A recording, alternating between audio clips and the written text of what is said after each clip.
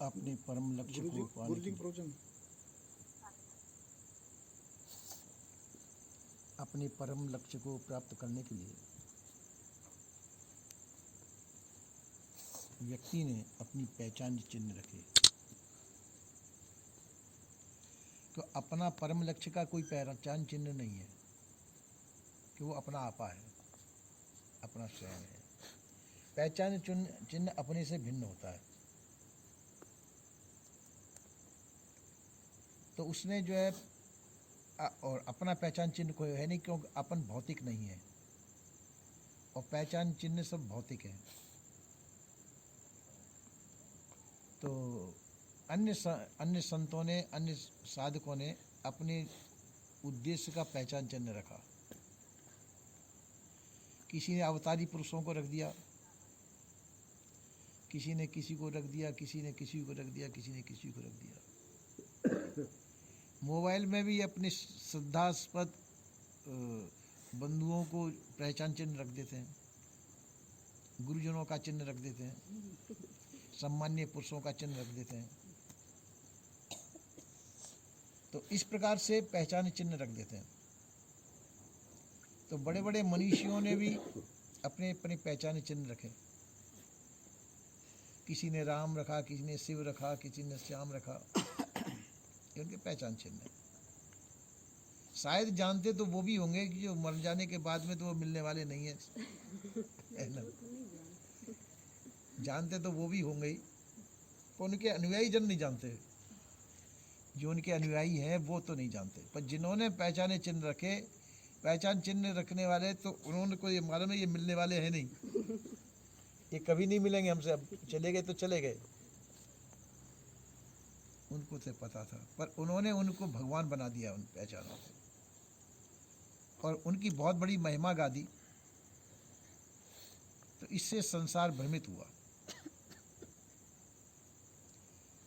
संसार भ्रमित हुआ और संसार उनको ईश्वर मान करके, देवता मान करके पूजने लग गया और अपने आप को भूल बैठा, अपने आप को भूल बैठा। तो ये दोष किस पे जाएगा? दोष उन पे जाएगा जिन्होंने पहचान चिन्ह रखे, क्योंकि उन्होंने वो मिथ्या पहचान चिन्ह बनाए। दृष्टांत देते महात्मा लोग, एक जगह तीर्थों में लोग बाग इकट्ठे हुए। तो एक ब्राह्मण पंडित बड़ा विद्वान था, उसके पास में कुछ पैसा था, रुपए, चांदी, सोने के सिक्के थे। उसने कहा कि मैं स्नान करने जाऊंगा तो सामान बाहर रखूंगा तो चोर चुरा लेंगे, तो क्या करना चाहिए, इस धन की रक्षा कैसे हो? तो उसने रात में सोते समय गड्ढा खोद लिया वहाँ पे, या सोया बिस्तर नीचे, और गड्ढा खोद के उसमें सोने चांदी के असरफी वगैरह थी, उसने उसमें गाड़ दी। अब सवेरे जगह कि यहाँ तो हजारों जनता ठहरी हुई है, अब मैं अपने धन को कैसे पहचान पाऊंगा? तो उसने क्या किया, बिना नहाए उसके बालू का शिवलिंग बना दिया, और शिवलिंग बना करके उसकी फूल पत्ती चढ़ा दिए। वो तो जानता था कि झूठा शिवलिंग बना रहा हूँ, मैं एक पहचान चिन्ह बना रहा हूँ अपने धन की। पर जनता समझने लगी कि ये जो है इतना बड़ा विद्वान और बिना नहाए धोए शिवलिंग की बना करके पूजा कर रहा है, तो हो सकता है कि इस तीर्थ का यही महत्व हुआ। तो वो तो धन गाड़ करके उसमें शिवलिंग बना करके चला गया स्नान करने के लिए। इस वजह से मैं पहचान लूँगा अपने धन को। अब वहाँ पर छोटे बड़े और उससे भी बड़े और छोटे सब ने शिवलिंग बनाए, सब ने पूजा की, और पूजा करने के सब जब स्नान करने के लिए गए। उसके देखा देखी, उसने तो समझ बूझ के बनाया था, अपने लक्ष्य की पूर्ति के लिए बनाया था कि मेरा यहाँ धन गड़ा हुआ है, आकर के खोद लूँगा।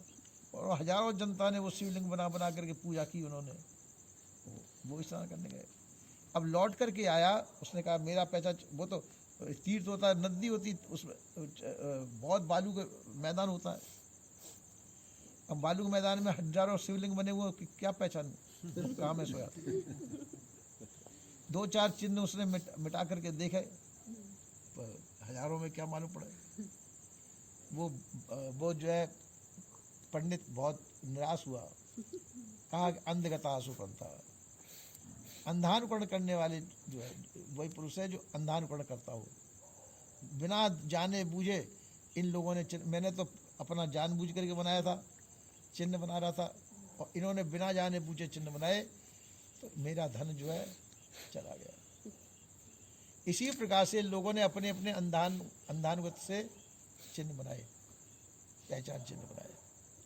किसी ने राम के नाम का बनाया, किसी ने कृष्ण का बनाया, किसी ने शिव का बनाया।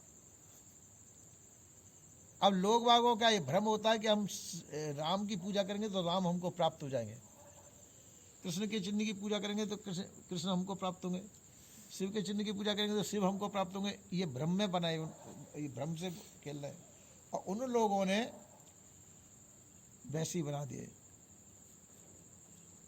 और वैसे बना के उनके तरफ लोगों को मोड़ दिया, रुख मोड़ दिया। ये हमारा चिन्ह लगाए, सिद्धांत तो अपने ही लगाए उन्होंने उस लक्ष्य को प्राप्त करने के लिए।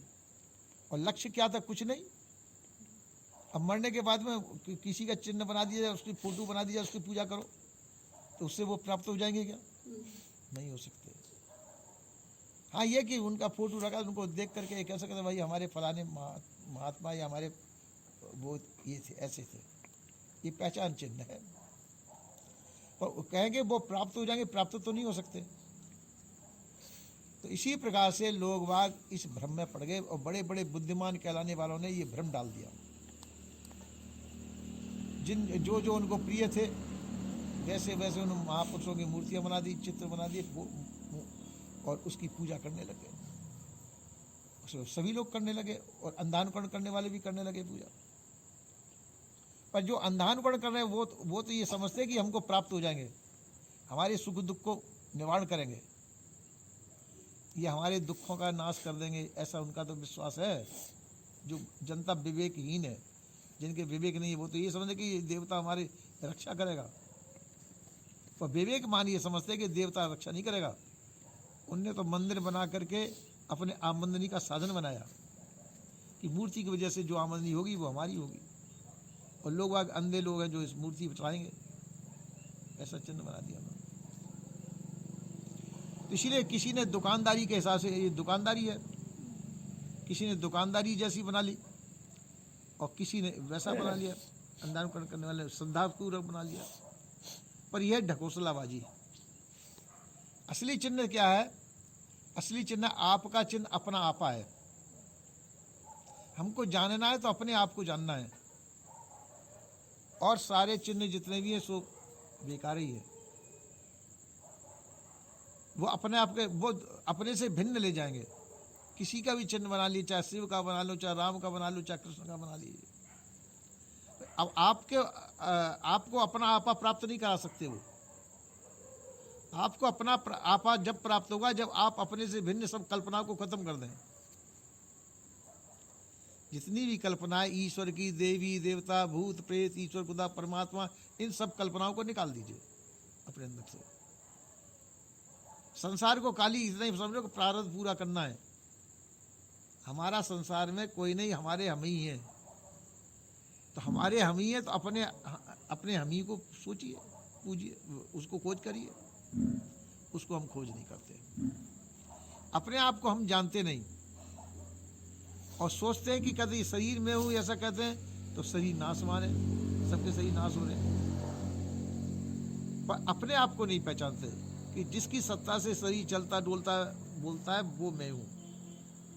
उसका रास्ता उनको पता नहीं है। इसलिए पूरी जिंदगी भ्रम में ही उनकी जिंदगी बीतती है, और भ्रम के अंदर ही सब लोग पच पच के मर जाते। इसलिए हमको चाहिए कि वास्तविकता का दर्शन करने के लिए महापुरुषों के पास जाएं। महापुरुष आपको अपना आपा पहचानने का तरीका बताएंगे।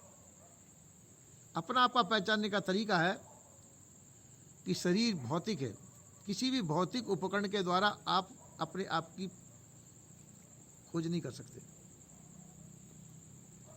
तो शरीर भी भौतिक है, और जितनी भी भौतिक कल्पना आप करेंगे वो भी भौतिक ही है, भौतिक ही कल्पना कर सकते हैं आप। अपना आपा तो आपने जाना नहीं। तो तो भौतिक कल्पना का ही आधार लेंगे, और भौतिक कल्पना का फल भी भौतिक ही पदार्थ होगा, आपका अपना आपा नहीं होगा। अगर भौतिक कल्पनाओं का त्याग कर दें, मानसिक और भौतिक कल्पना का त्याग कर दें, तो आप अपने दरवाजे पे पहुंच सकते हैं। क्योंकि चिंतन हमारे होते हैं, भौतिक होते हैं, मानसिक भी होते हैं। इन चिंतनों का त्याग कर दें।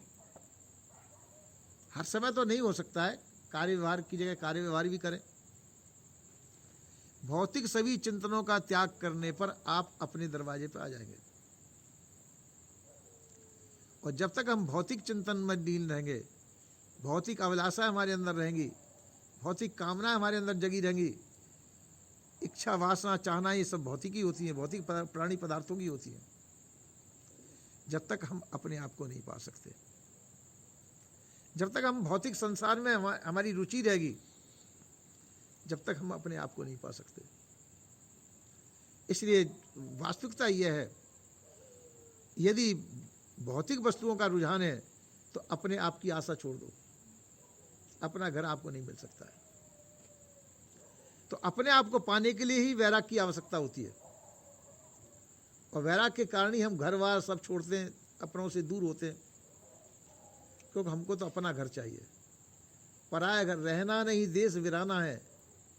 संत कहते हैं कि ये देश वीराना है, इसमें रहना नहीं है, रहना अपने घर में। और अपना घर पता नहीं है, दूसरे, और जो झूठा घर है ये बिगड़ने वाला है, कहाँ जाए, तो अपने घर का पता नहीं है, इसलिए जो है हम भटक जाते हैं। तो संत गुरुजन कहते हैं आप अपने घर को ही पहचानिए। कैसे पहचाने?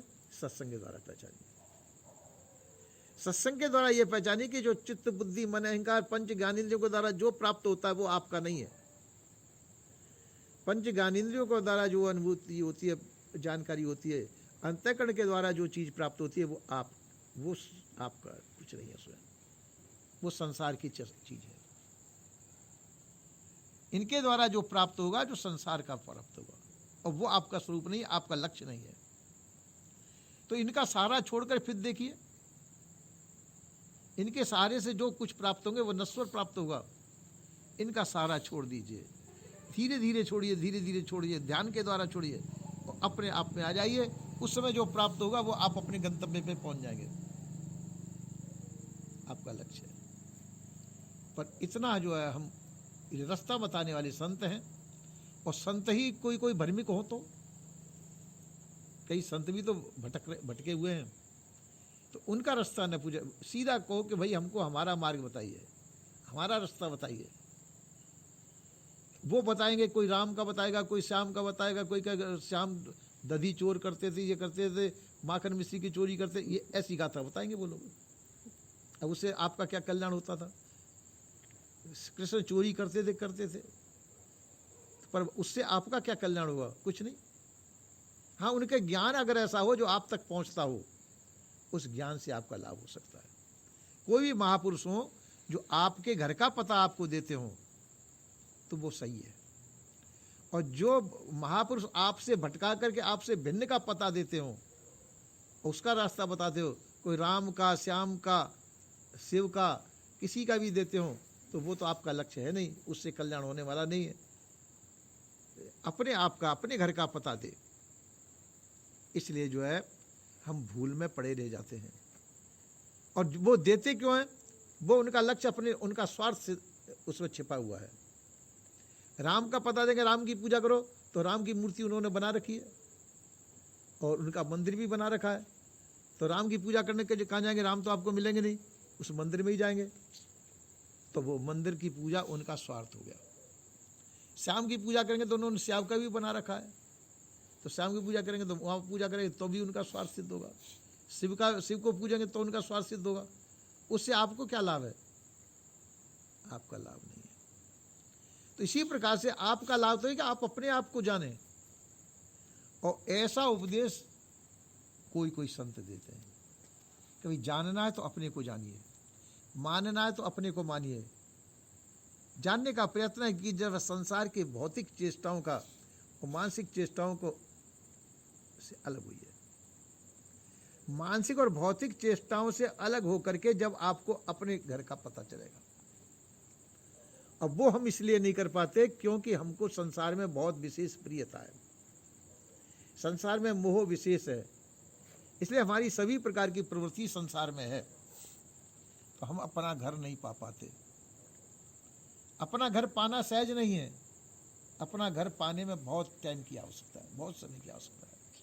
हम आंख बंद करके बैठ भी जाएं कि भजन कर रहे हैं, पर हमारी वृत्तियां संसार की तरफ दौड़ती हैं। संसार की तरफ से वृत्तियां रोकें तो पर वृत्तियां भी ऐसी हैं कि चोर की तरह से जन किस मार्ग से निकल जाएं और किधर को निकल जाएं पता नहीं चलता। हम बैठे भजन पे, वृत्तियां क्या क्या तमाशा नाच रही हैं, इसलिए ये जो बहुत मुश्किल पड़ता है। तो ये वृत्तियां कब रुकेंगी? वैराग्य के द्वारा, राग के द्वारा वृत्तियां इधर उधर भटकेंगी, पर वैराग्य के द्वारा हमारी वृत्तियां इधर उधर भटकने से रुकेंगी, क्योंकि राग हमारा नहीं है। इसलिए वैराग्य ही एक ऐसा साधन है जिससे हम अपना भजन कर सकते हैं। वैराग्य और अभ्यास, इनके द्वारा हम अपना अभ्यास कर सकते हैं। और यदि हम संसार में रुचि लेंगे तो हमारा भजन ढीला पड़ेगा, सही नहीं होगा।